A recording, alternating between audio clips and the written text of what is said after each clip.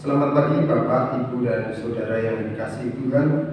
Marilah kita memasuki ibadah Minggu 14 Juli 2020 ini dengan pengakuan. Kebaktian ini berlangsung dalam nama Bapa, Putra, dan Roh Kudus.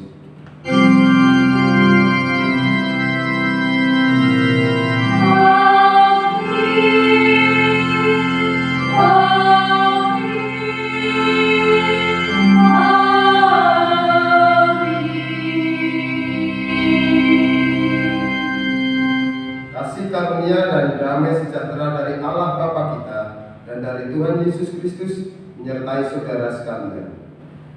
Dan menyertai saudara juga. Jemaat yang dikasihi Tuhan, tema yang akan kita gumuli bersama dalam peribadatan saat ini adalah komunitas yang melakukan firman dan melayani Allah. Mari kita buka ibadah kita dengan menyanyikan KJ 3 bait 1. Kami puji dengan riang.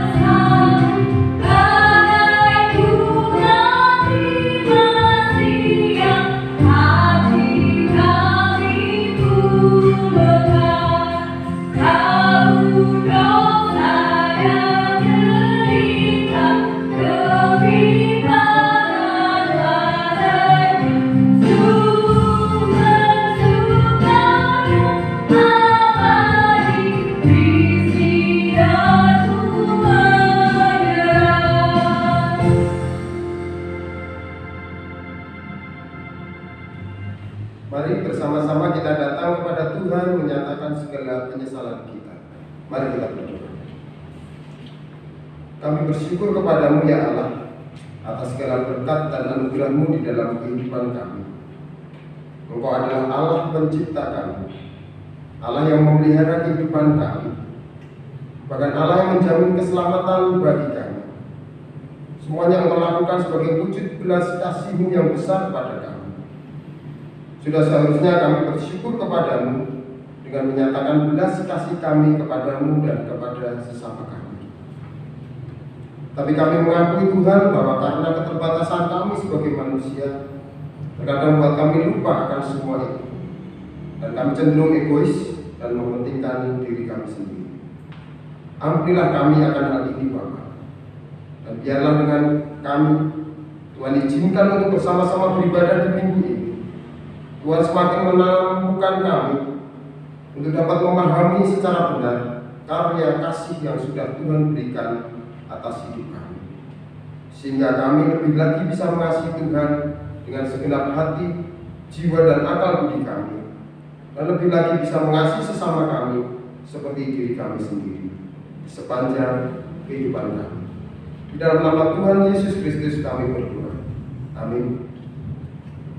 Kita nyatakan penyesalan sekaligus pengharapan kita kepada Tuhan dengan menyanyikan KJ 467 bait 1 dan 2. Tuhanku bila hati kawan. Kita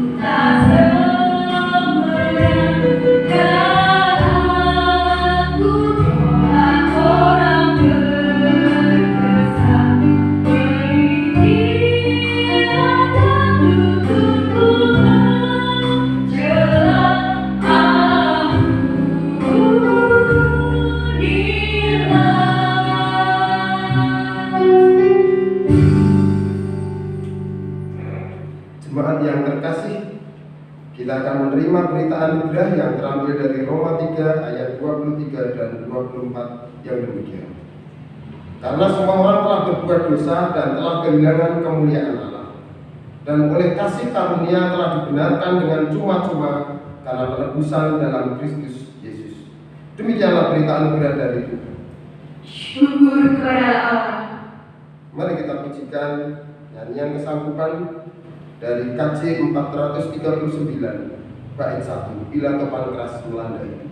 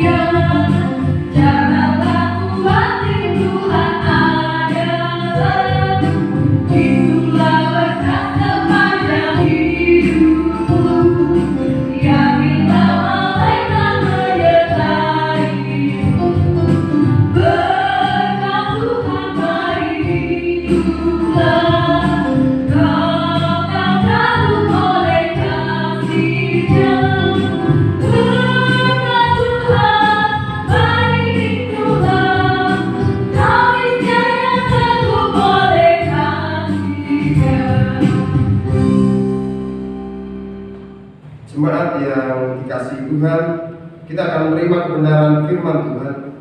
Untuk itu mari kita berdoa memohon tuntunan Roh Kudus. Mari kita berdoa. Kami bersyukur kepadamu ya Allah, karena dalam peribadatan saat ini, meski di dalam keterbatasan, Tuhan kembali izinkan kami untuk menerima kebenaran firman Tuhan. Dan kami yakini bahwa ini adalah bagian dari kasih Tuhan dan pemeliharaan yang Tuhan berikan bagi kami. Karena itu kami mohon pertolongan-Mu ya Allah. Kiranya Roh Kudus yang telah Tuhan curahkan atas kami, Roh Kudus itu jugalah yang akan menguasai dan memberkati kami, baik kami sebagai penyampai firman-Mu maupun sebagai penerima firman-Mu, supaya apapun yang akan kami pelajari dan akan kami gumuli bersama saat ini dapat kami mengerti, dapat kami pahami, dan dapat kami lakukan di dalam kehidupan kami sehari-hari. Berfirmanlah Tuhan, kami siap mendengarkan. Di dalam nama Tuhan Yesus Kristus kami berdoa. Amin. Jemaat yang dikasihi Tuhan, bacaan Injil yang akan kita renungkan bersama di ibadah Minggu pada saat ini terambil dari Matius pasal 9 ayat 35 sampai pasal 10 ayat 8.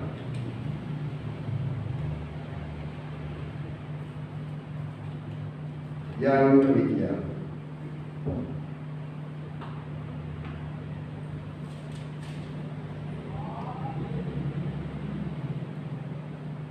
Demikianlah Yesus berkeliling ke semua kota dan desa. Ia mengajar dalam rumah-rumah ibadat dan memberitakan Injil Kerajaan Surga serta melenyapkan segala penyakit dan kelemahan.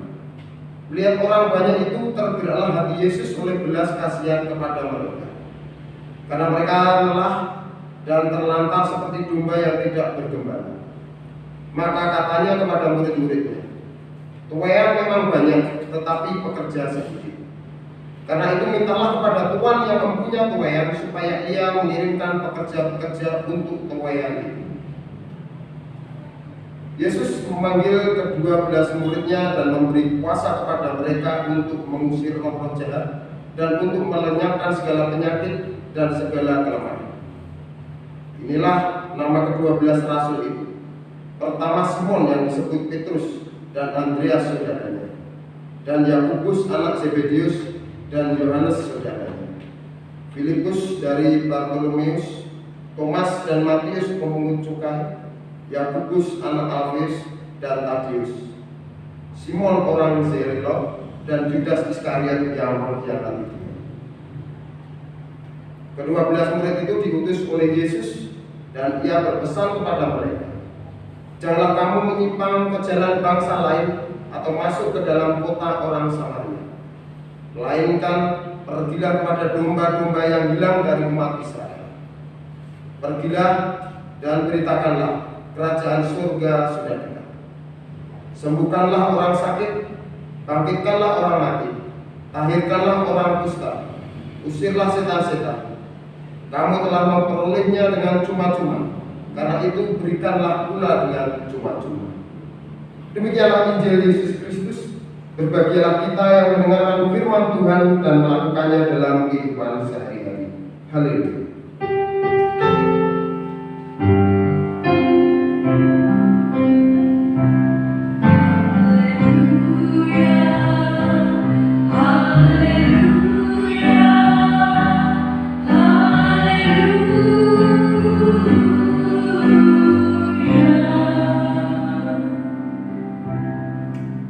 Shalom Bapak Ibu dan Saudara yang terkasih.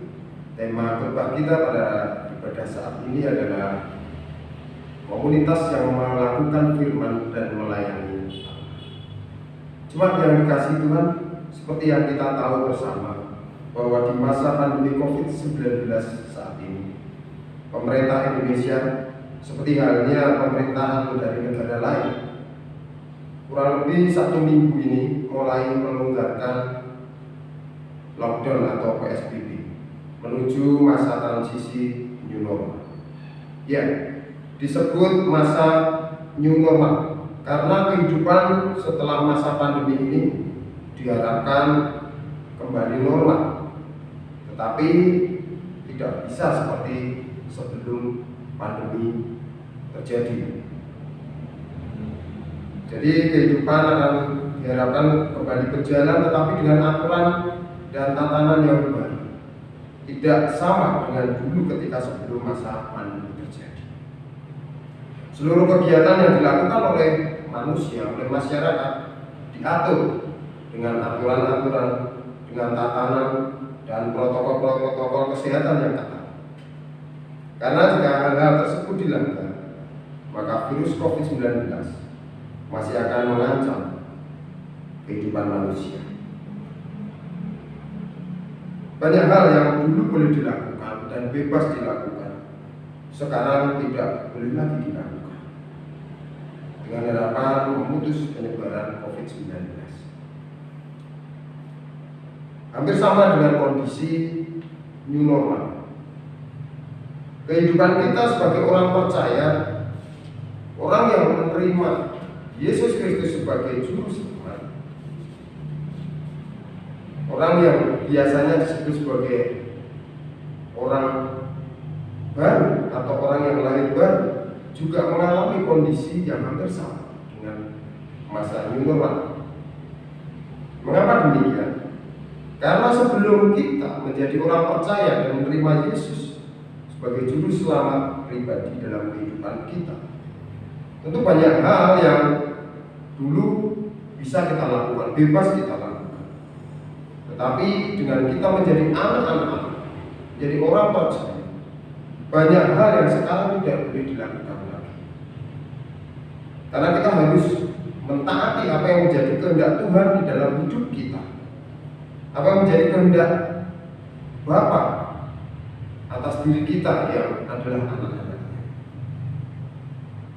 Karena jika tidak kita lakukan dan kita tidak mentaati apa yang menjadi kehendak Tuhan tersebut, maka bahaya akan mengancam kehidupan iman kita. Ya, bahaya itu adalah si iblis.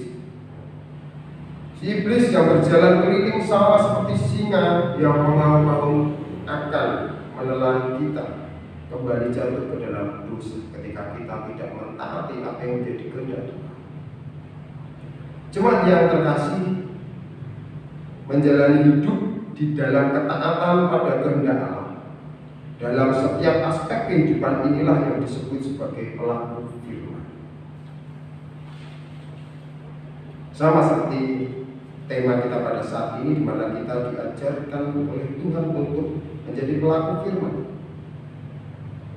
Maka kita diajar Tuhan untuk menjalani kehidupan di dalam ketaatan kepada kehendak Allah, supaya kita tidak terjatuh di dalam genggaman iblis.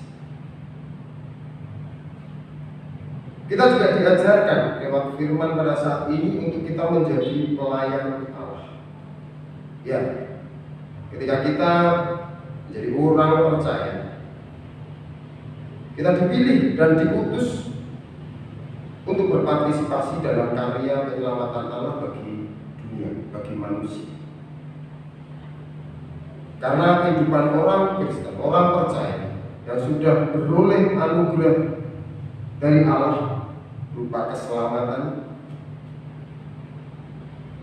kita juga terpanggil dan ditugasi oleh Tuhan sendiri untuk menjadi pelayan Allah, yaitu berpartisipasi dalam karya penyelamatan Allah bagi manusia yang belum mengenal Tuhan. Apa yang menjadi penggerak untuk kita bisa termotivasi menjadi pelayan-pelayan Allah? Ada beberapa hal, Bapak, Ibu, dan Saudara. Yang pertama adalah kepatuhan dan ketaatan. Sama seperti arti dari pelaku firman tadi, kita perlu taat dan patuh kepada kehendak Tuhan yang sudah memberikan anugerah keselamatan kepada kehidupan kita.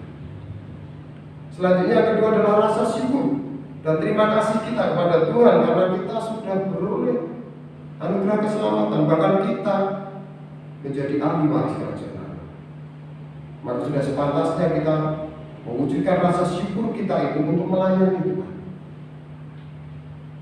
Yang ketiga adalah rasa sukacita kita karena kita sudah menjadi anak-anak Allah, menjadi ahli waris kerajaan.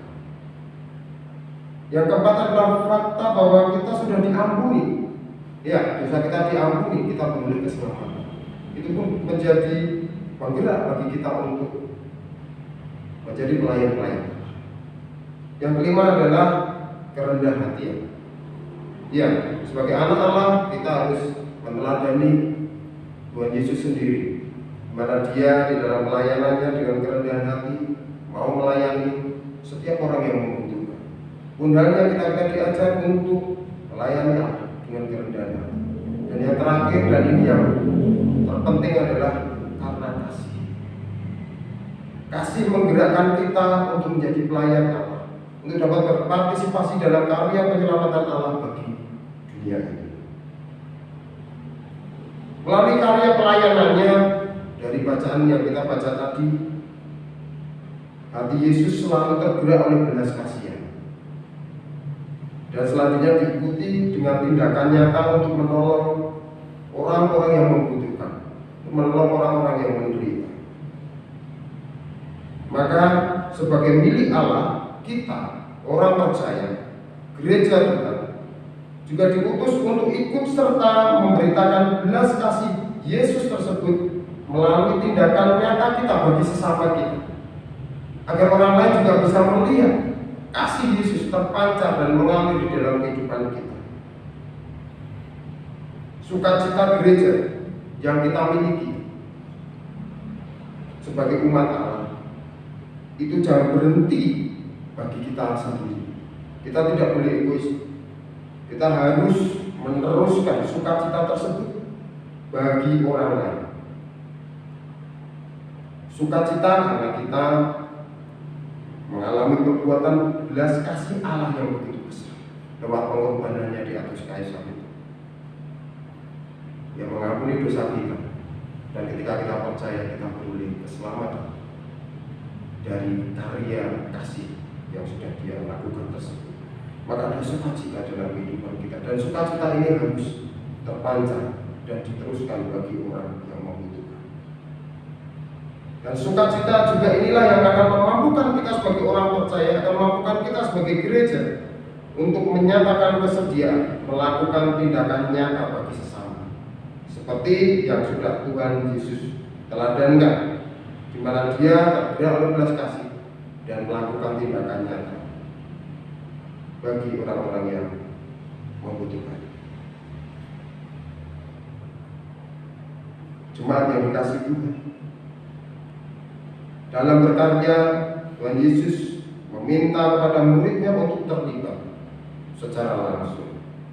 Ia memilih dan mengutus para muridnya untuk ikut memberitakan kerajaan surga, melenyapkan penyakit dan segala kelemahan. Tuhan Yesus di dalam memilih para muridnya pun akan memperlengkapi mereka, sehingga para murid mampu melakukan apa yang juga sudah diteladankan oleh gurunya. Sehingga pemilihan yang sudah Yesus lakukan pada para murid ini mengandung sebuah konsekuensi penugasan.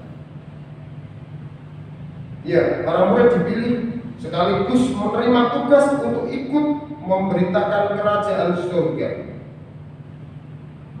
kepada orang-orang lain yang belum mengenal. Maka dalam hal ini, sebagai orang percaya, sebagai umat Allah, kita dipanggil untuk menghidupi komunitas kita sebagai pelaku firman dan sebagai pelayan Allah. Kita dipanggil untuk menjadi orang-orang yang taat kepada kehendak Allah, sekaligus orang-orang yang dengan setia berpartisipasi di dalam karya penyelamatan Allah bagi manusia dengan didasari oleh belas kasih seperti yang sudah Tuhan teladankan dan Tuhan ajarkan kepada kita. Kiranya Tuhan memampukan kita untuk kita dapat menjadi para pelaku firman dan pelayan Allah di dalam kehidupan kita. Amin.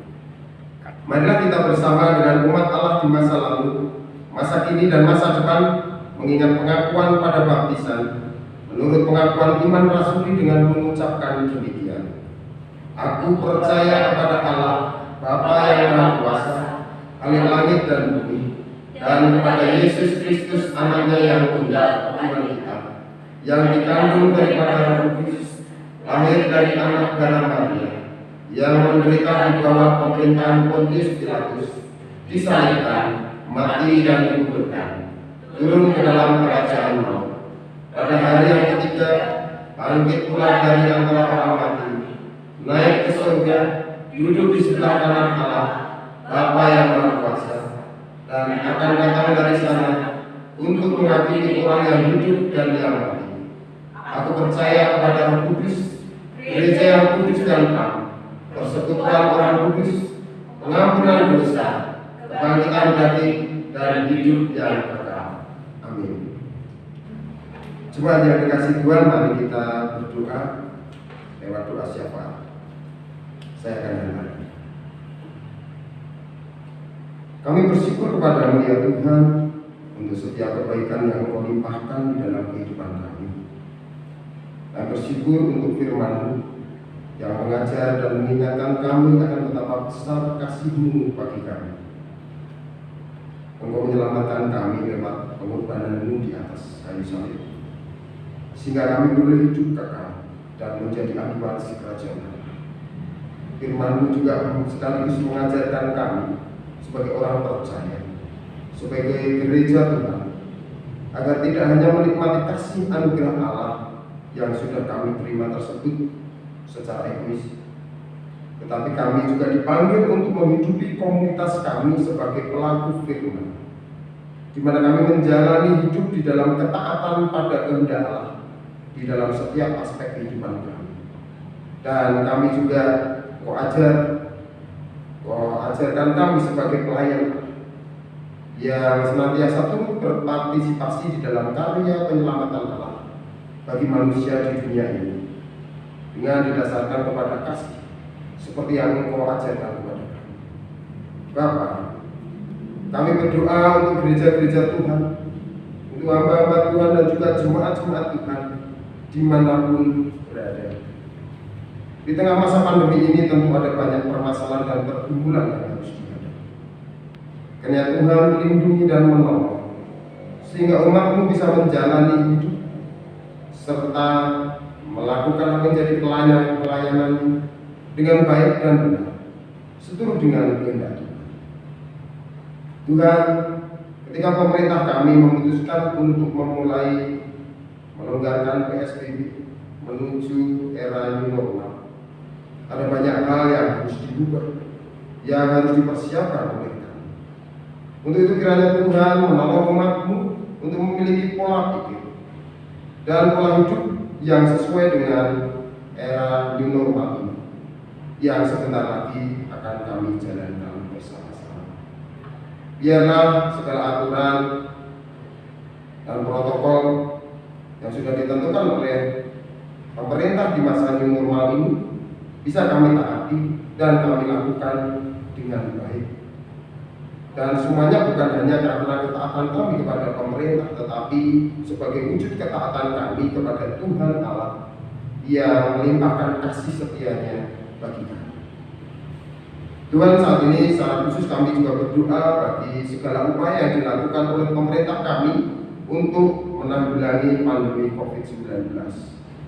Tuhan memberkati setiap kebijakan yang dibuat agar berjalan dengan baik dan semua masyarakat dapat menerima dan dengan kesadaran dan disiplin dapat melakukan apa yang menjadi kebijakan dari pemerintah ini. Tuhan memberkati para dokter, para medik, rumah sakit yang menangani pasien COVID-19 agar mereka bisa melakukan tugas mereka dengan baik sehingga dapat mengatasi pandemi COVID-19 ini. Tuhan juga memberkati pasien yang dinyatakan positif maupun pasien PDK, ODP, dan juga orang tanpa gejala. Kiranya Tuhan menjamah mereka. Tuhan sembuhkan pasien yang sudah dinyatakan positif. Tapi lebih daripada itu, Tuhan juga memberkati untuk orang-orang yang mungkin tidak menunjukkan gejala. Tuhan berikan mereka kebijaksanaan dan bisa mawas diri supaya tidak membuat resiko bagi orang-orang lain di sekitarnya. Kiranya Tuhan juga memberkati kebijakan pemerintah yang mengupayakan new normal untuk segera memulihkan kondisi bangsa kami ini. Tuhan, biarlah berjalan dengan baik dan masyarakat dapat menerimanya, mentaati setiap aturan yang sudah ditentukan untuk menjaga diri mereka sendiri, keluarga mereka, dan sesama. Tuhan berkati setiap upaya yang dilakukan oleh pemerintah kami untuk menemukan vaksin dan obat dari COVID-19 ini, sehingga dengan pertolongan-Mu vaksin dan obat COVID-19 ini dapat segera ditemukan dan dapat mengatasi pandemi ini. Tuhan, sebentar lagi kami juga akan mengakhiri peribadatan ini. Kami akan kembali melanjutkan karya kami. Kiranya kasih kekal Allah senantiasa menaungi kehidupan kami. Kami mengakui ada banyak dosa dan kesalahan yang kami lakukan. Karena itu kami mohon ampun kepada. Kami serahkan doa permohonan kami di dalam nama Tuhan Yesus Kristus yang sudah mengajarkan kami doa Bapa kami yang akan kami nyanyikan.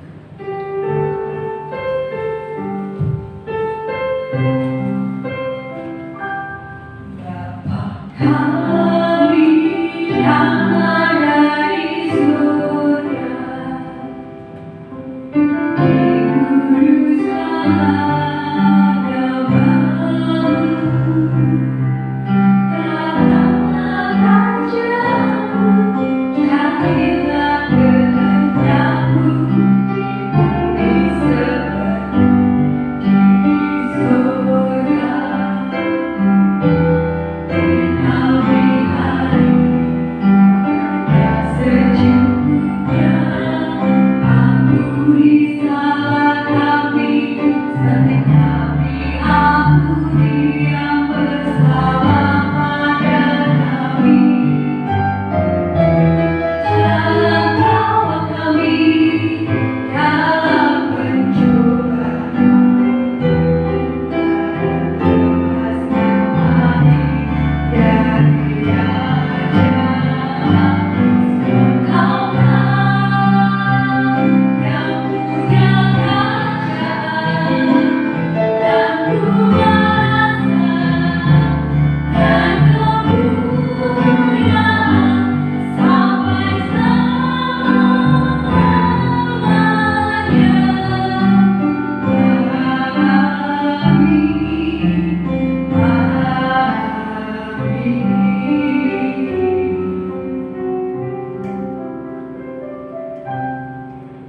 Jemaat yang terkasih, saatnya kita untuk mengumpulkan persembahan kita.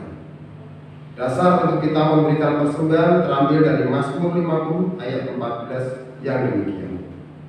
Persembahkanlah syukur sebagai korban kepada Allah, dan bayarlah nazarmu kepada Yang Maha Tinggi. Kita kumpulkan persembahan kita dengan menyanyikan KJ 302 bait 1 dan 2. Ku beri persembahan.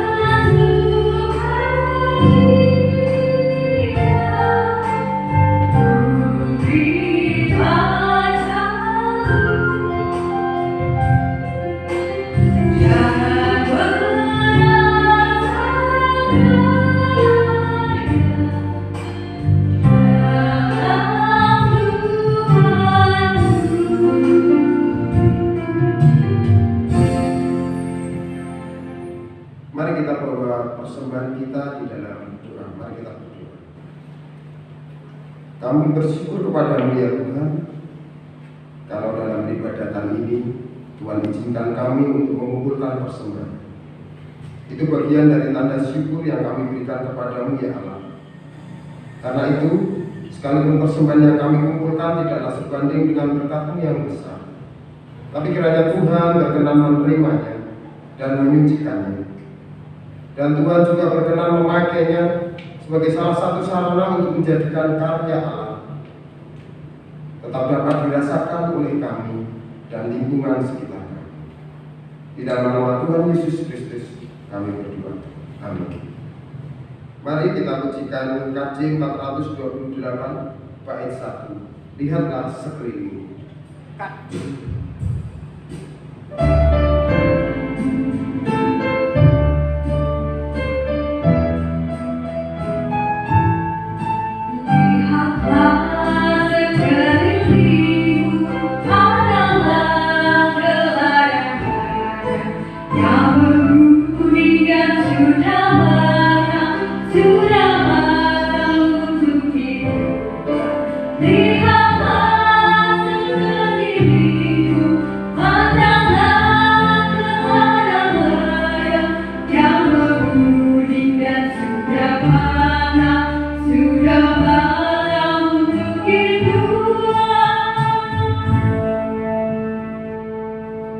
Jemaat yang dikasihi Tuhan, sekarang mundurlah dari ibadah pada saat ini.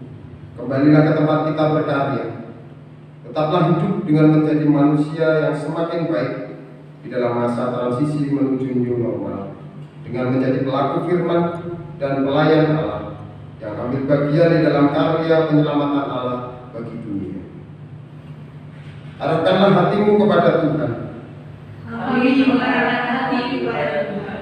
Jadilah saksi Kristus. Syukur kepada Allah. Terpujilah Tuhan. Kini dan selamanya.